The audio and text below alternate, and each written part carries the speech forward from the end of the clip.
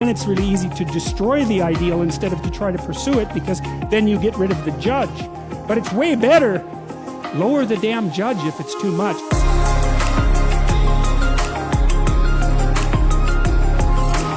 What should move forward in time with me, and what should be let go as if it's dead wood? And the more dead wood that you let go of and burn off when you have the opportunity, the less it accretes around you. Here's something interesting about forest fires, you know. People have been trying to prevent forest fires for a long time, especially that damn bear, Smokey, right? He's trying to prevent forest fires. And so, because forest fires burn up the forest, and that can't be good. But here's what happens if you don't let forest fires burn, is that, well, forests collect a lot of dry branches, right? Because tree branches die and wood falls on the forest floor and collects, and so the amount of flammable material keeps increasing with time. And that's not so bad if it's wet, but if the amount of flammable material is increasing and it gets really dry and then it burns, then you have a real problem. The forest fire can burn so hot that it burns the topsoil right off, in which case you don't have a forest at all anymore, you just have a desert. And lots of trees are evolved to withstand forest fires of a certain intensity, and some won't even release their seeds unless there's been a fire. And so a little bit of fire at the right time can stop everything from burning to the ground. And that's also a really useful insight, a metaphorical insight into the nature of sacrifice, right? It's also a lot easier to let go of something when you're deciding to let go of it, because you've decided yourself that you're done with that. It's a weak part of you. It needs to disappear. You do that yourself, it's much better and much easier than it is if it's taken away from you forcibly, in which case you're very much likely to fight it. There's another interesting thing here, a motif that runs through the entire Bible. It's a very, very powerful motif. And it's partly associated with this idea of walking with or walking before God. And in the New Testament, Christ says something like, thy Father's will be done, and he means that will should be done through him. And so I won't be able to state this exactly right, but it's something like this. You know, a lot of what people regard as their own personalities and are proud of about their own personalities aren't their own personalities at all. They're useless idiosyncrasies that differentiate them trivially from other people. But they have no value in and of themselves. They're more like quirks. I remember once I was trying to teach a particularly stubborn student about how to write, and she had written a number of essays in university and got universally walloped for them. And the reason for that was she couldn't write really at all. She was really, really bad at writing. And so I was sitting down with her trying to explain to her what she was doing wrong, and she was being very annoying about it, very recalcitrant, very, very unwilling to listen. That was a pearls before swine thing, you know. And at one point she said, I can write perfectly well. The university professors just don't like my style. And I could feel my hands creep towards her neck. Yeah, well, that'd be funny if it wasn't true, but it was also true. You know, and I thought, what the hell's with you? You can't even write, and you think you have a style. And not only do you think...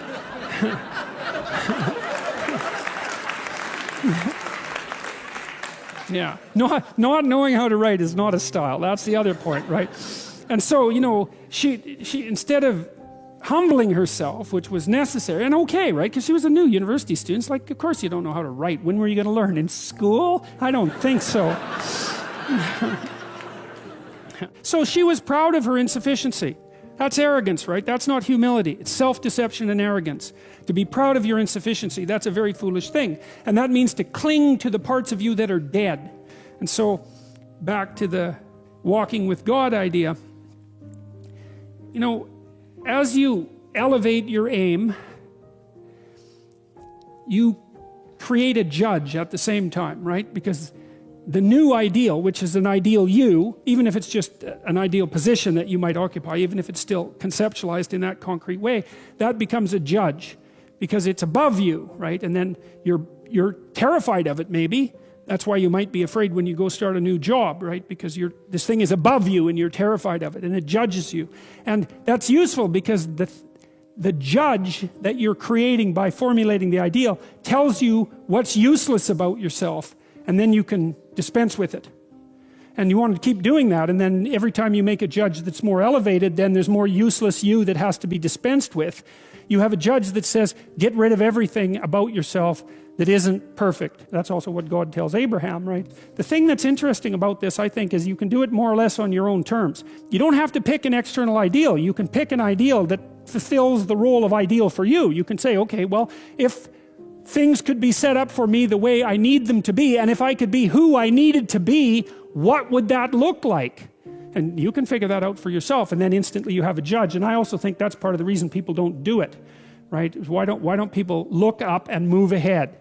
And the answer is, well, you know, you start formulating an ideal, you formulate a judge, it's pretty easy to feel intimidated in the face of your own ideal. That's what happens to Cain versus Abel, for example. Then it's really easy to destroy the ideal instead of to try to pursue it, because then you get rid of the judge. But it's way better, lower the damn judge if it's too much. Like if your current ambition is crushing you, you know, then maybe you're playing the tyrant to yourself, and you should tap down your ambitions, not get rid of them by any stretch of the imagination, but at least put them more reasonably within your grasp. You don't have to leap from point 1 to point 50 in one leap, right? You can do it incrementally. But I really like this idea. I think it's a profound idea that the process of recapitulating yourself continually is also the process of, it's a phoenix-like process, right? You're shedding all those elements of you that are no longer worthy of the pursuits that you're valuing. And then I would say the idea here is that as you do that, you shape yourself ever more precisely into something that can withstand the tragedy of life and that can act as a beacon to the world. That's the right way of thinking about it. Maybe first to your friends and then to your family. It's like, it's a hell of a fine ambition, and there's no reason that it can't happen. You know, every one of you knows people who are really bloody useful in a crisis, and people that you admire, right? Those are all, you can think of all those people as you admire as partial incarnations of the archetypal Messiah. That's exactly right.